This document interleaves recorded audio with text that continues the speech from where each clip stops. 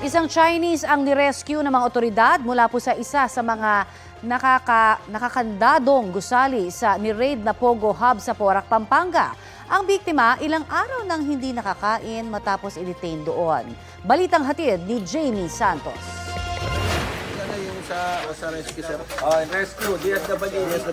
Rescue operation ito ng Presidential Anti-Organized Crime Commission kasama ang PNP SAF sa nakakandadong gusali sa loob ng illegal Pogo Hub sa Porac, Pampanga kagabi. You ask him if he wants to be rescued and if he wants help from the police. 他们是问，如果是你是需要他们警察的帮助，对吗？你需要警察来帮助你，对吗？对。Yeah. Sa pagbabantay kasi ng mga taga-SAF, isang lalaking Chinese ang narinig nilang sumisigaw mula sa loob ng gusali. Gamit ang volt cutter, sinira ang kandado ng gusali kung nasaan ang Chinese. Pagpasok, dumiretso patungo sa ika-4 na palapag ang mga otoridad kung saan nakakulong ang lalaki. This is the police. Only one himself. Sa init sa loob ng gusali, nag-moist ang aming kamera. Wala kasing kuryente kung saan nakakulong ang subject ng rescue operations.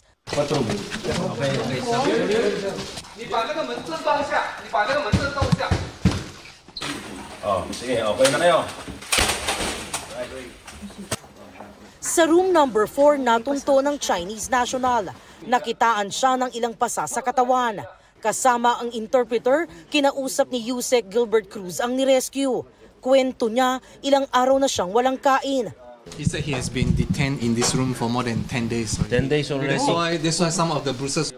Sinasaktan din daw siya ng mga nagkulong sa kanya roon. Sir, why did he was beaten up? Why he was beaten up? 他问为什么你会被打？因为他是做杀猪盘的。他。然后你不想做是吧？对，因为不想做，然后后来最开始我想走，然后 because he said they are running the scamming business. He doesn't want to involve with the business. He don't want to involve in scamming business. Bababa na po tayo. Ito lang po ang intention natin. I-rescue lang po natin siya dahil humihingi po siya ng tulong sa atin. So ngayong na-rescue na po natin siya, ibababa na po natin siya. Bababa po tayo, wala po tayong hawakan, kundi bababa lang po talaga tayo. And then, labas na ulit tayo. Matapos maisagawa ang rescue operation, isinakay sa ambulansya ang lalaki para madala sa ospital. Muli ring ikinandado ang gusaling pinasok. Nitong mga nakaraang araw, nailigtas din ang ilang individual sa ibang gusali ng Lucky South 99 Pogo na ni-raid ng PAOK. Patuloy ang investigasyon ng mga otoridad kung paano patuloy na nakapag-operate ang Pogo Hub kahit walang lisensya. Nananatiling bukas ang GMA Integrated News sa panig ng kumpanya. Jamie Santos, nagbabalita para sa GMA Integrated News. Kapuso, para sa mga maiinit na balita, mag-subscribe sa GMA Integrated News sa YouTube. Sa mga kapuso naman abroad, subaybayan nyo kami sa GMA Pinoy TV at sa www.gmanews.tv.